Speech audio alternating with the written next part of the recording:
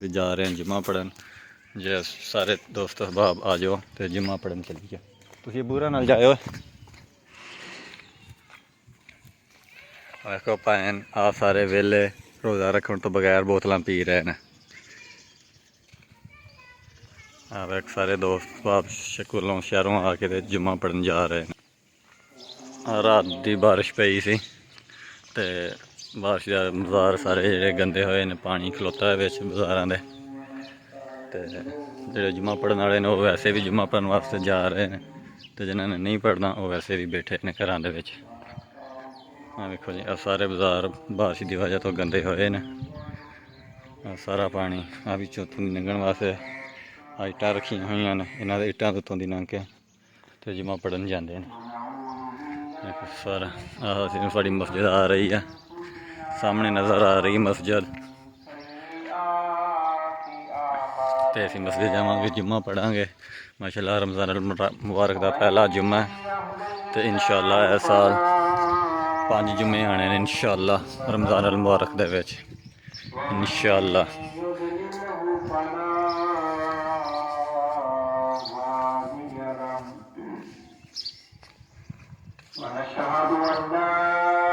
Check کرو سارا پانی کھلوتا بارش دا سارا پانی بارش دا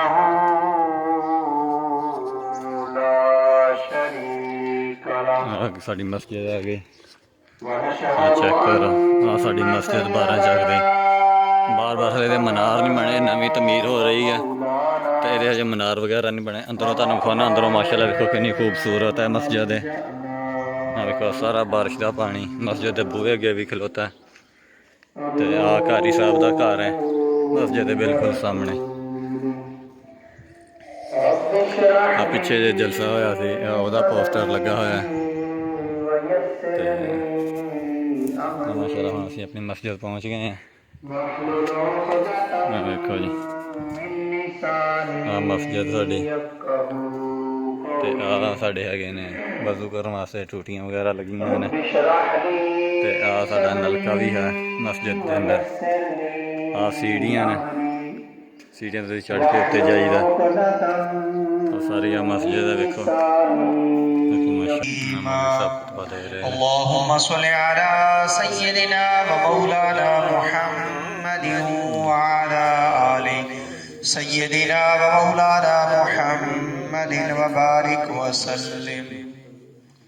الصلاة والسلام عليك يا سيدي يا رسول الله الصلاة اللہ تبارک و تعالیٰ کی بارگاہ میں دعا ہے رب کریم ہمیں رمضان مبارک کے اس پہلے جمعہ میں ان خوش نصیب لوگوں میں شامل فرمائے کہ جن کی اس جمعہ کے دن مغفرت کی جاتی ہے کیونکہ میرے آقا علیہ الصلوۃ والسلام نے ارشاد فرمایا کہ رمضان مبارک کی ہر دن کی افطار اور سحری کے وقت اللہ تبارک و تعالی اپنے 10 لاکھ بندوں کو معاف فرماتا ہے یعنی وہ لوگ کہ جن کے اوپر جہنم لازم ہو چکی ہوتی ہے جو بخشے ہوئے ہیں جو نیکوکار ہیں یہ ان کی بات نہیں یہ ان گناہگاروں کی بات ہے جن پر جہنم لازم ہو چکی ہوتی ہے اللہ تبارک و تعالی ہر افطار کے وقت اور ہر سحری کے وقت 10 لاکھ لوگوں کو جہنم سے آزاد فرماتا ہے اور میرے آقا نے ارشاد فرمایا کہ جتنے دن رمضان مبارک کے پہلے جتنے تعداد میں لوگ بخشے جاتے ہیں جمعرات کی رات یعنی جمعے کی رات اللہ تبارک و تعالی اتنی تعداد میں اپنے باقی بندوں کو جہنم سے آزاد فرماتا ہے اور جتنے اس جمعرات کو اور پچھلے ہفتے کے اندر جتنی سحر و افطار اور جمعرات کی تعداد بنتی ہے اتنی تعداد کے اندر اللہ تبارک و تعالی جمعہ والے دن اپنے بندوں کی بخشش فرماتا ہے اور جمعہ اور جمعرات کی یعنی جمعرات کی غروب آفتاب سے لے کر جمعہ کی غروب آفتاب تک اللہ تبارک و تعالی ہر گھڑی کے اندر 10 لاکھ اپنے بندوں کو جہنم سے آزاد فرماتا ہے اسی لیے یہ دعا فرمائیں کہ رب تعالی ہمیں اس پہلے جمعہ میں ہی ان لوگوں خوش نصیب لوگوں میں شامل فرمائے کہ جن کو جہنم سے چھٹکارے کا پروانہ مل چکا ہے اللہ تبارک و تعالی نے یہ رمضان مبارک بہت بڑی نعمت عطا فرمائی ہے، کیونکہ میرے آقا نے ارشاد فرمایا کہ رمضان مبارک ایسا حرمت والا اور اتنا بابرکت اور نورانی مہینہ ہے کہ اگر اس کے ثواب کا، اس کی برکات کا میری امت کو پتہ چل جائے تو یہ دعا کرتے کہ کاش سارا سال ہی روزے ہوتے اور سارا سال ہی رمضان مبارک کا مہینہ ہوتا۔ تو کیونکہ اس کے اندر اللہ تبارک و تعالیٰ کی خصوصی عنایات نازل ہوتی ہیں، اپنے بندوں پر خصوصی نظر کرم فرماتا ہے اللہ تبارک و تعالیٰ، جو ہے وہ اپنے بندوں پر خصوصی نظر رحمت فرماتا ہے، جس کے طفیل اللہ تبارک و تعالیٰ کے حبیب کریم صلی اللہ تعالیٰ علیہ وسلم نے رمضان مبارک کے بارے میں تاکید فرمائی۔ صحابہ بھی فرماتے ہیں کہ حضور علیہ الصلوۃ والسلام جب رمضان مبارک آتا تو اس سے پہلے ہی عبادت کے لیے، نوافل کے لیے، خیرات و صدقات کے لیے حضور علیہ الصلوۃ والسلام تیار ہو جاتے تھے، اور بالخصوص جب رمضان مبارک آتا تو حضور علیہ الصلوۃ والسلام زیادہ محنت کے ساتھ آپ نوافل کی طرف، صدقہ و خیرات کی طرف اور نیکی کی دعوت کی طرف توجہ فرماتے، اور جب وہ اعتکاف کا یعنی آخری عشرہ شروع ہوتا تو حضور علیہ الصلوۃ والسلام باقی دنیا سے کٹ کر اللہ تبارک و تعالیٰ کی عبادت کے لیے اپنا مکمل وقت گزارا کرتے تھے۔ تو چونکہ یہ رمضان مبارک ہمیں اللہ تبارک و تعالیٰ نے عطا فرمایا، تو اسی مناسبت سے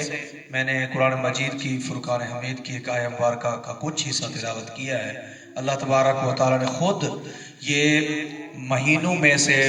واحد مہینہ ایسا ہے کہ جس کا نام لے کر اللہ تبارک و تعالیٰ نے قرآن مجید میں ذکر فرمایا۔ اس کے علاوہ جتنے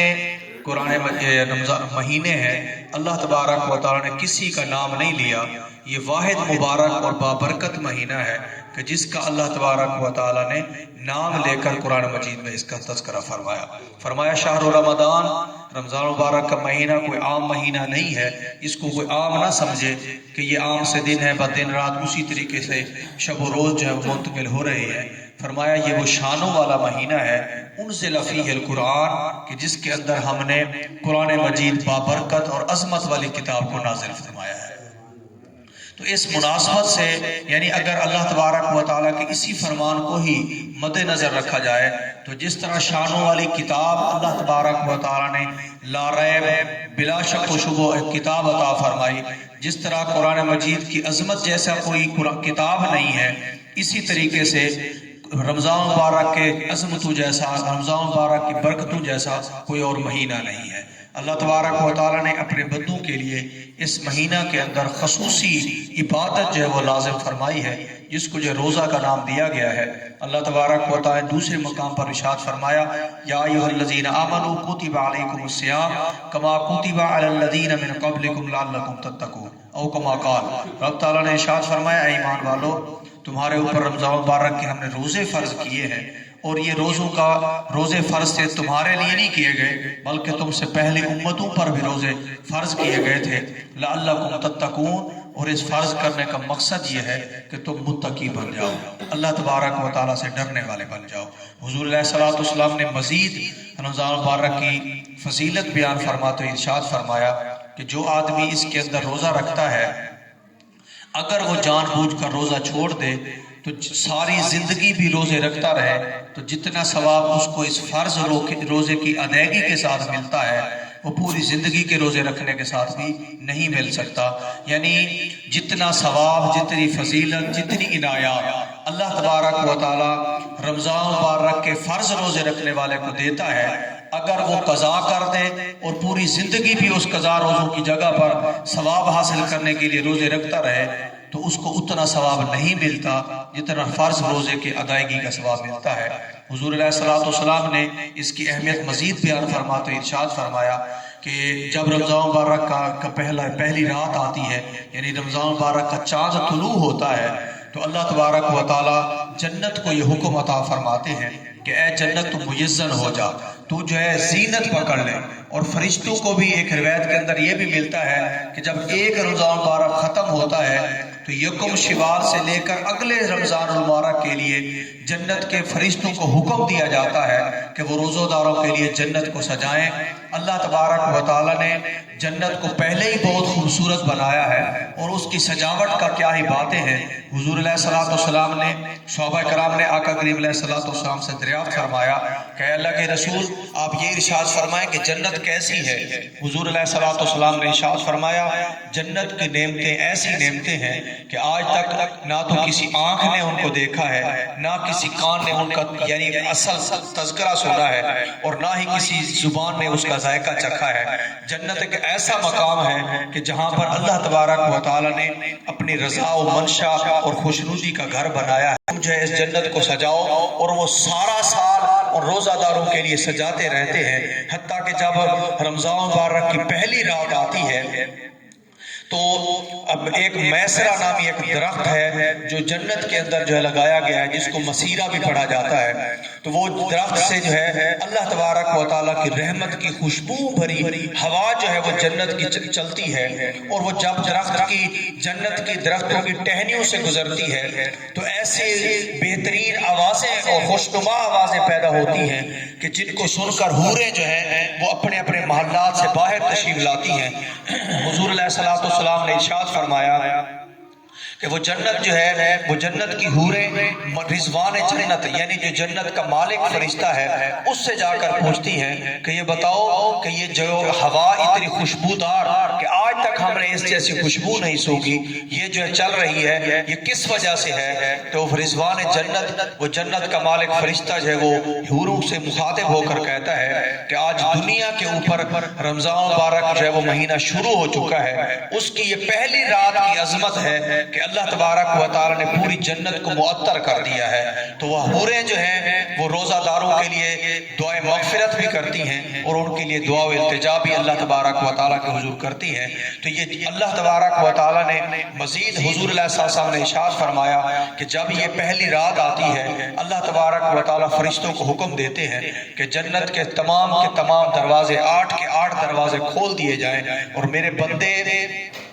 جو اس رمضان مبارک کے روزے رکھتے ہیں، اس کے اندر استغفار کرتے ہیں، میری پاکی بیان کرتے ہیں، تسبیح و تحلیل کرتے ہیں، ان کے لیے جو ہے کہ میں نے جنت کے تمام دروازے کھول دیے ہیں۔ اللہ تبارک و تعالیٰ کی رضا و خوشنودی کے طور پر جنت کے پورے مہینے کے اندر دروازے بند نہیں کیے جاتے، اور رب تعالیٰ مزید ارشاد فرماتا ہے کہ میرے بندوں کے لیے جہنم کے دروازے بند کر دو۔ یعنی حدیث مبارکہ میں بھی ارشاد ہوتا ہے کہ میرے آقا ارشاد فرماتے ہیں کہ جب رمضان مبارک کی پہلی یکم ہوتی ہے، پہلی رات آتی ہے، چاند طلوع ہو جاتا ہے، تو اللہ تبارک و تعالیٰ کے فرشتے جو ہیں وہ دنیا میں آ کر ندا کرتے ہیں کہ یا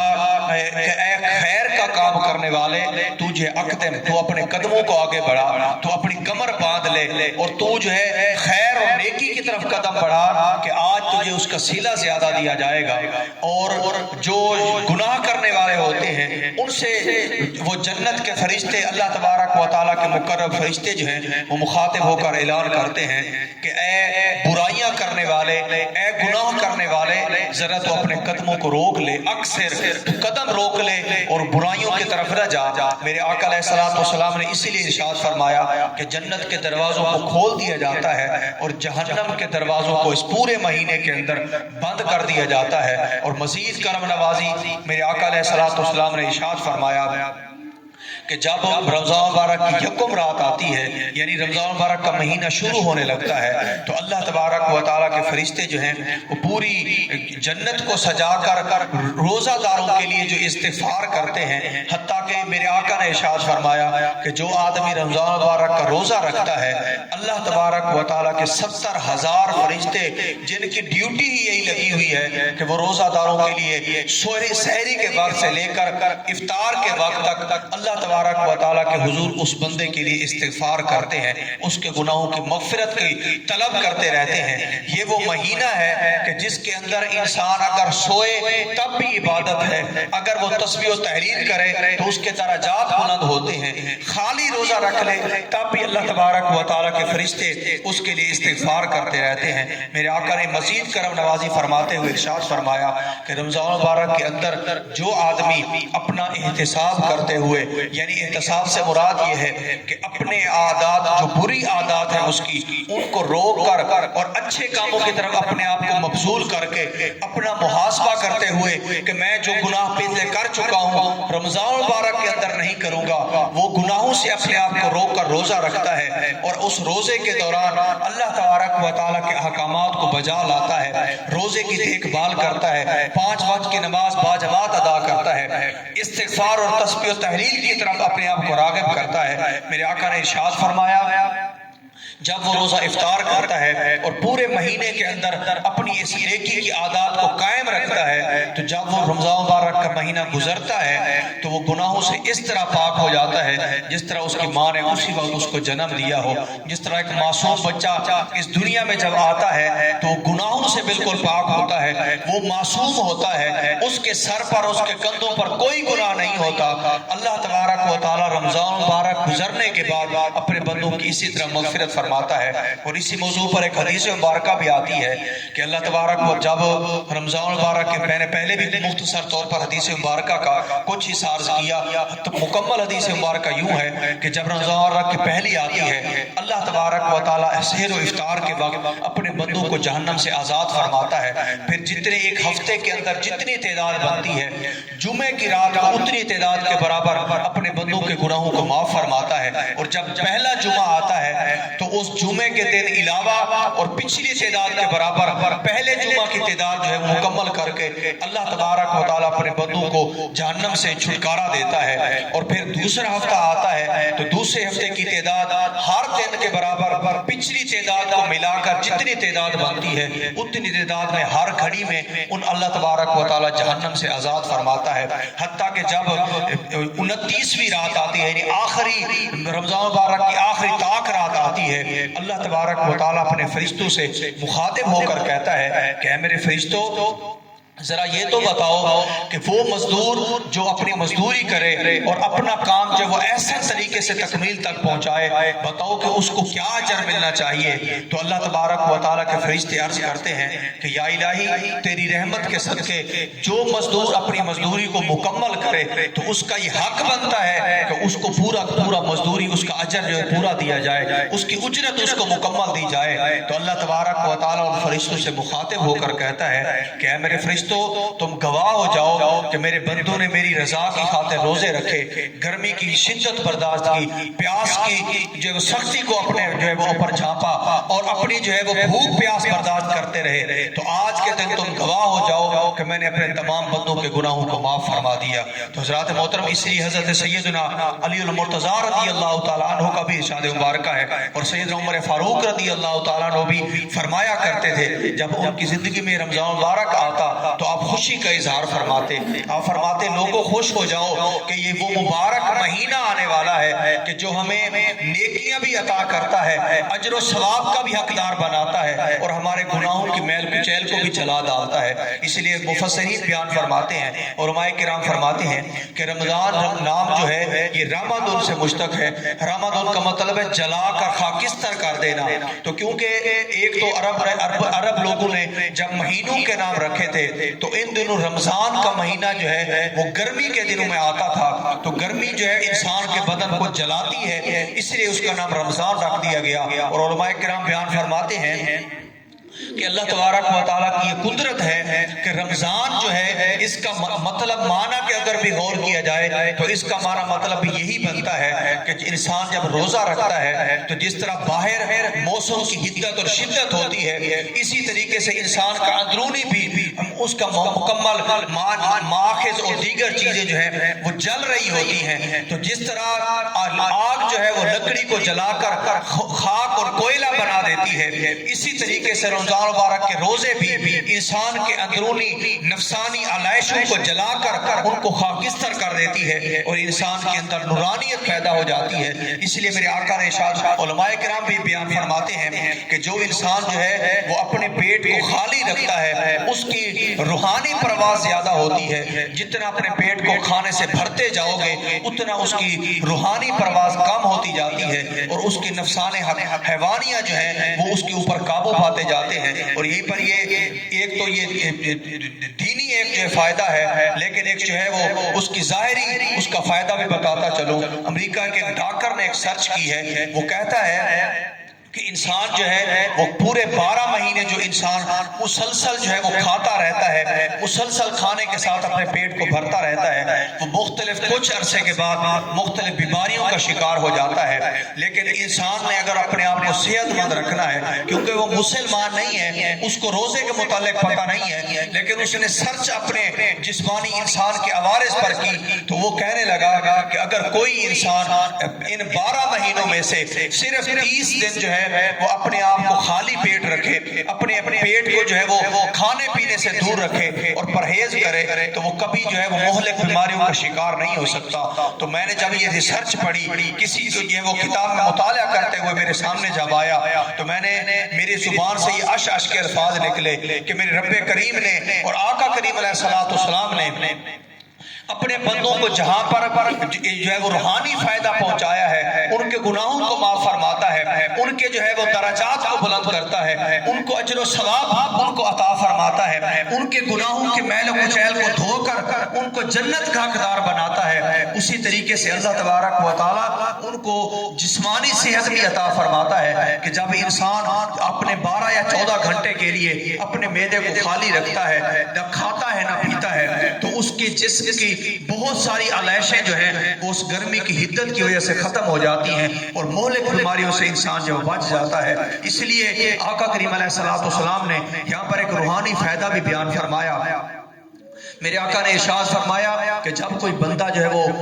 गुनाहों से बचने के लिए अल्लाह तबारक व तआला की रज़ा व खुशनुदी हासिल करने के लिए जब रोज़ा रखता है, अल्लाह तबारक व तआला उसकी रूहानी परवाज़, उसकी रूहानी ताकत को ज़्यादा कर देते हैं और अल्लाह तबारक व तआला उसको ये अजर व सवाब अता फरमाते हैं कि दुनिया के अंदर वो बज़ाहिर तो भूखा प्यासा रहता है, लेकिन अल्लाह तबारक व तआला के यहाँ उसका ये एजाज़ हो जाता है कि रब्बे करीम इरशाद फरमाते हैं कि मैं जो है हुजूर साहब ने इरशाद फरमाया कि मेरी उम्मत के अल्लाह तबारक व तआला ने ये फजीलत अता फरमाई है कि उनको ये अजर व सवाब दिया जाता है कि उनके मुंह की जो रोजादार के भूख की वजह से उसके मुंह के अंदर एक खास हवा पैदा हो जाती है, हाँ खास मुश्क सी पैदा हो जाती है। अल्लाह तबारक व तआला इरशाद फरमाता है, रब्बे कदीर खालिक व मालिक होने के बावजूद इरशाद फरमाता है कि रोजेदार की उस मुंह की बू जो है मुझे मुश्क व कस्तूरी से भी ज्यादा पसंदीदा है। रोजा इंसान रखता है, बेटा उसका खाली होता है,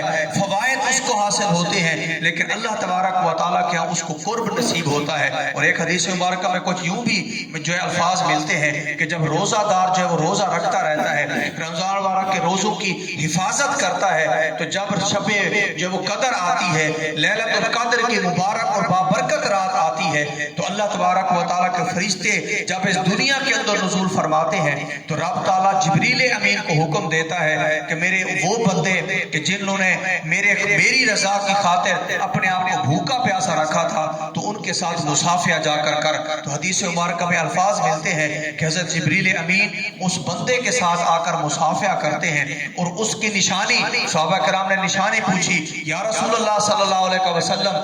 कैसे पता चलेगा कि अल्लाह तबारक व तआला के मासूम फरिश्ते उस बंदे के साथ हाथ मिला रहे हैं, मुसाफिया कर रहे हैं? हुजूर अलैहिस्सलाम ने इरशाद फरमाया उसकी निशानी ये है कि जब लैलतुल कद्र की रात आती है और जिस बंदे खुश नसीब को ये सादत नसीब हो जाती है उसका दिल खुद ब खुद भर आता है, उसकी आंखें अपने गुनाहों पर खुद ब खुद नादिम होकर आंसू बहाने लगती हैं, उसका दिल नरम हो जाता है, उसको रोना जो है वो उसका शुरू हो जाता है। अल्लाह तबारक व तआला उसके दिल को नरम कर देते हैं, उसमें रिक्कत आ जाती है। तो ये रमजान मुबारक की सादतें हैं जो रब ताला ने हमें ये आज हमारे ज़ुमरे में लिखी हैं। وہ بندہ بڑا ہی خوش نصیب ہے جو اللہ تبارک و تعالیٰ کی رضا و خوشنودی کے لیے اس رمضان المبارک کی حفاظت کرتا ہے، اس کی عزت و تکریم کرتا ہے۔ اور ایک سیلا اور بھی بتاتا چلوں، حکایات میں آتا ہے جو ہے وہ کتابوں کے اندر یہ واقعہ میں نے پڑھا کہ ایک محمد نامی شخص ایک پہلے زمانے میں گزرا تھا۔ وہ جو ہے عام طور پر 11 مہینوں کے اندر نہ نماز کا لحاظ رکھتا، نہ جو ہے وہ اتنا نیکی کی طرف راغب ہوتا، لیکن جب رمضان المبارک کا مہینہ آتا تو وہ خصوصی طور پر وہ جتنی بری عادتیں تھیں ان کو چھوڑ دیتا، رمضان مبارک کے لیے لباس کو تبدیل کرتا، غسل کرتا اور اہتمام کے ساتھ روزے رکھا کرتا، تراویح پڑھا کرتا، اپنی جو قضا نمازیں تھیں ان کو ادا کیا کرتا۔ لوگ ان سے پوچھتے کہ یہ بتاؤ کہ تم رمضان مبارک کے اندر آ کر اپنی تمام بری خصلتوں کو چھوڑ دیتے ہو، نیکیوں کی طرف راغب ہو جاتے ہو، باقی مہینے تو اللہ تبارک و تعالیٰ کی عبادت کرنا ہم پر فرض ہے، تم اس طرح کیوں نہیں کرتے، صرف رمضان مبارک کے مہینے کیوں عبادت کرتے ہو؟ تو وہ کہنے لگا کہ اللہ تبارک و تعالیٰ کا یہ معزز مہینہ ہے، رب تعالیٰ نے اس کو جو شرف اور عزت و جو مقام عطا فرمایا ہے، اسی لیے میں اس کی تکریم کے لیے کرتا ہوں۔ تو جب وہ فوت ہوا تو کسی اللہ کے نیک بندے نے اس کو خواب کے اندر دیکھا،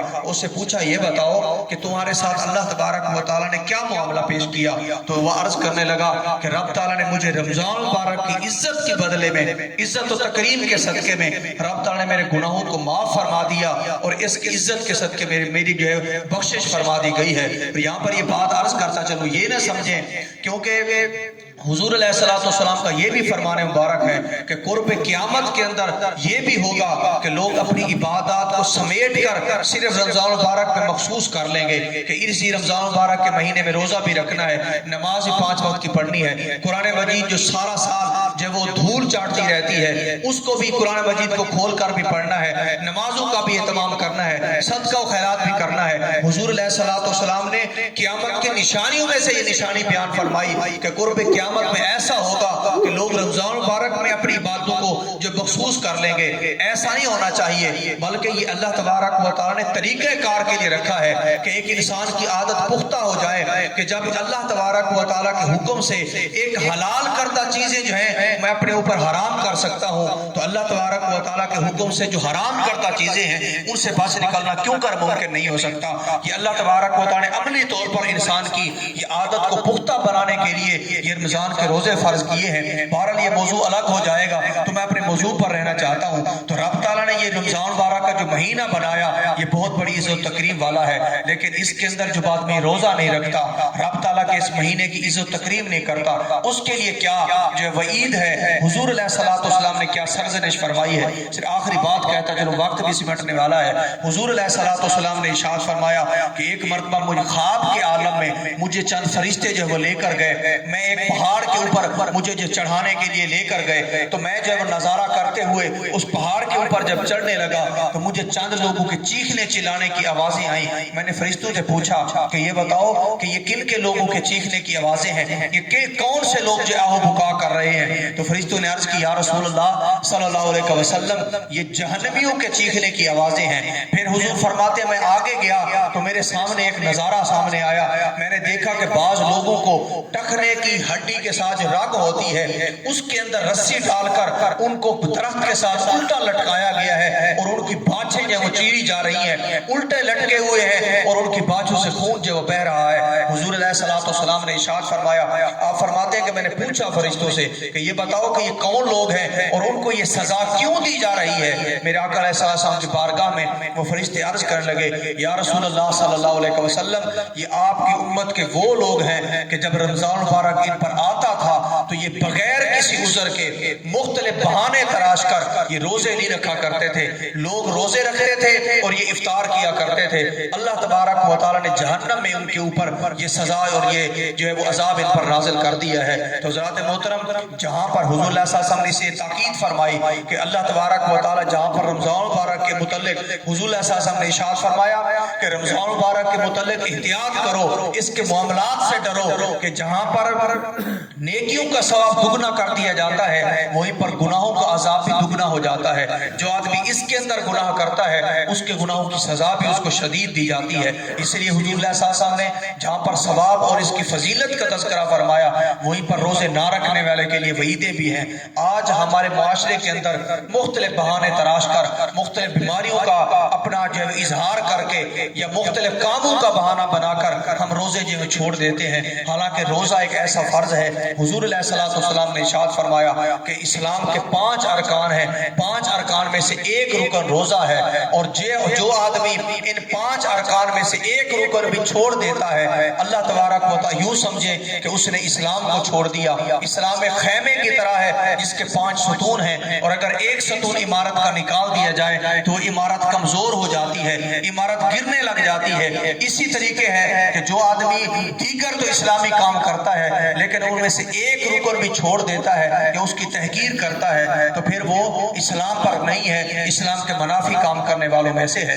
اس لیے اللہ تبارک و تعالی نے زندگی کے اندر یہ موقع عطا فرمایا اور رب تعالیٰ کی رحمت سے بعید بھی نہیں ہے کیونکہ سچے دل سے اگر کوئی انسان توبہ کر لے تو رب تعالیٰ کی رحمت اس کو بخشنے پر تیار ہو جاتی ہے. حضور علیہ السلام نے خود ارشاد فرمایا کہ عام طور پر تو ویسے شہری کے وقت یہ اعلان کیے جاتے ہیں لیکن اس مہینے کے اندر خصوصی طور پر میرے آقا کریم علیہ السلام نے ارشاد فرمایا کہ اس مہینے کے اندر شہری غروب آفتاب سے لے کر یعنی مغرب سے لے کر فجر طلوع ہونے تک اللہ تبارک و تعالیٰ کی رحمت کی طرف سے یہ ندا دی جاتی ہے کہ ہے کوئی مجھ سے مغفرت طلب کرنے والا کہ میں اس کے گناہوں کو معاف کروں, ہے کوئی مجھ سے رحمت طلب کرنے والا کہ میں اس پر رحمتیں نچھاور کروں, ہے کوئی مجھ سے وسعت رزق مانگنے والا کہ میں اس کی روزی کو فراخ کر دوں, ہے کوئی مجھ سے بیماریوں سے شفا مانگنے والا کہ میں اس کی بیماریوں کو ان سے دور کر دوں. یہ ندا ساری رات لگائی جاتی ہے لیکن جب مانگنے کا وقت آتا ہے تو ہم غفلت کی نیند سوئے ہوتے ہیں اور پھر صبح اٹھ کر ہم یہ آؤ فغاں کرتے ہیں کہ ہماری بیماریاں ہمیں لاحق ہیں, ہمیں فلاں پریشانی ہے,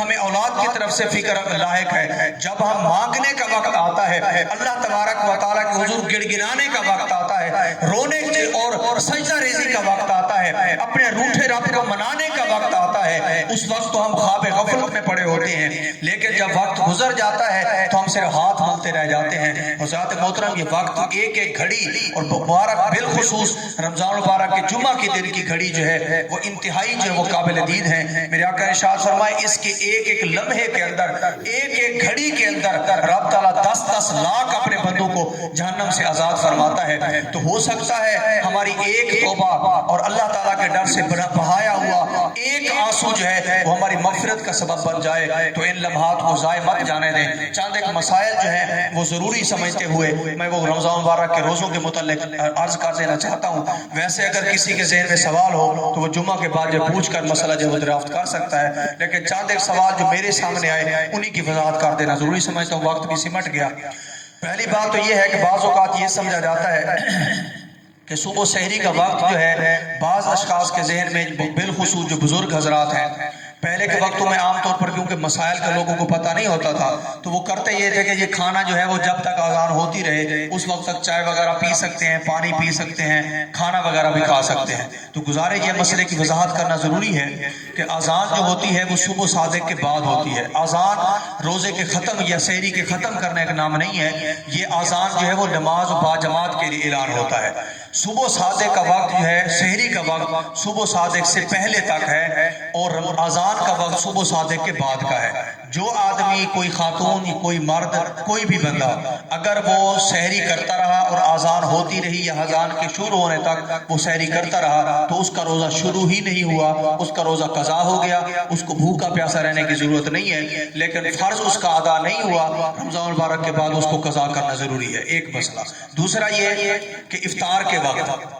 بعض لوگ جو ہیں وہ تھوڑے سے خود مغرب طلوع ہوتی ہے سورج چھپتا ہے تو وہ جلدی تعجیل کرتے ہیں. حضور اللہ صلی اللہ علیہ وسلم کا فرمان مبارک بھی ہے کہ میری امت اس وقت تک خیر پر رہے گی کہ جب تک سحری میں تاخیر اور افطار میں تعجیل کرے گی یعنی جلدی کرے گی. لیکن عجلت کا مطلب یہ نہیں ہے کہ مغرب کا یا سورج کے غروب ہونے کا وقت ہی نہ اور پہلے انسان افطار کر لے. عجلت کا مطلب یہ ہے کہ عام طور پر احتیاط بھی اس بات کی جاتی ہے کہ جو ہی مغرب کا وقت ہوتا ہے پہلے منٹ کے اندر ہی اعلان کر دیا جاتا ہے. اعلان سے پہلے جو ہے وہ افطار نہ کیا جائے. احتیاط رکھی جائے کہ جب 14 گھنٹے پہلے گزر جاتے ہیں تو ایک آدھے منٹ میں اس چیز کی. دوسری بات، بعض اوقات انسان صبح جو ہے وہ مسواک وغیرہ نہیں کرتا، برش وغیرہ عام طور پر ٹوتھ پیسٹ کرتے ہیں تو وہ نہیں کیے جاتے، اور ظہر کا وقت جب ہوتا ہے تو منہ میں سمیل آنا شروع ہو جاتی ہے. تو بعض لوگ یہ سوال پوچھتے ہیں کہ یہ پیسٹ وغیرہ کر سکتے ہیں کہ نہیں. عام طور پر علماء کرام کی طرف سے یہ بتایا جاتا ہے کہ پیسٹ وغیرہ نہیں کرنی چاہیے، اس سے روزہ ٹوٹ جاتا ہے. حالانکہ بنیادی طور پر پیسٹ کرنا یہ روزے توڑنے والی چیزوں میں شامل نہیں ہے، لیکن اس کے اندر احتیاط یہ ہے کیونکہ عمومی طور پر اور غالب گمان بھی یہ ہوتا ہے کہ جب انسان پیسٹ کرتا ہے تو اس کی جو جھاگ بن جاتی ہے وہ عام طور پر حلق کے اندر چلی جاتی ہے. تو حلق کے اندر وہ جھاگ چلی جائے تو اس کے ساتھ روزہ ٹوٹ جاتا ہے. اس لیے احتیاطی طور پر جو ہے وہ پیسٹ کرنے سے پرہیز کیا جائے. خالی اگر برش کر لیا جائے تو اس سے جو ہے وہ روزہ نہیں ٹوٹے گا. لیکن اگر مسواک جو ہے وہ اگر ہری لکڑی کا کسی درخت کی شاخ وغیرہ توڑ لی جائے، اگر ہری لکڑی ہے تو اس کے ساتھ مسواک روزے کے دوران کرنا ممنوع ہے، کیونکہ اگر لعاب جو وہ گھارا ہو جائے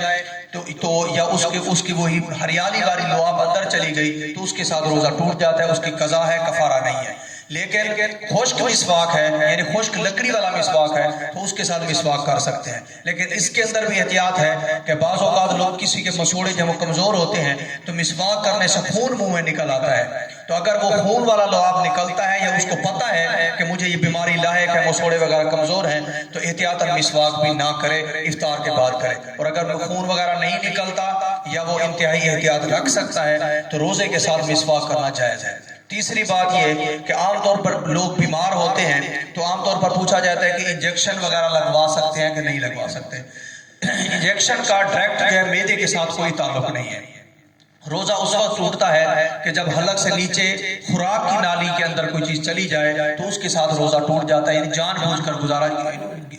لی جائے اور یاد بھی ہو کہ روزہ دار ہے. اگر جان بوجھ کر نہ بھی ہو لیکن روزہ دار ہونا یاد ہے تو اب روزہ ٹوٹ جائے گا. خیر وہ الگ مسائل ہیں. تو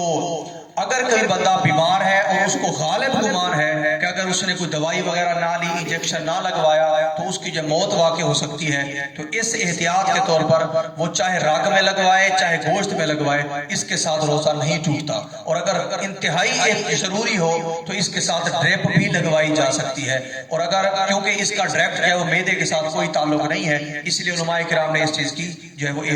اس کی اجازت دی ہے اور اس چیز کی احتیاط. اور یہی چاند ایک مسائل تھے جو ضروری میں سمجھتا تھا. باقی اگر کسی کے سوال ذہن میں ہو، کوئی ضروری مسئلہ درپیش ہو تو وہ بعد میں پوچھ سکتا ہے. انہی الفاظ پر اکتفا کرتے دعا کرتا ہوں رب کریم ہماری اس حاضری کو قبول و منظور فرمائے. کرنی ہے یہ 2 منٹ جو ہے پاس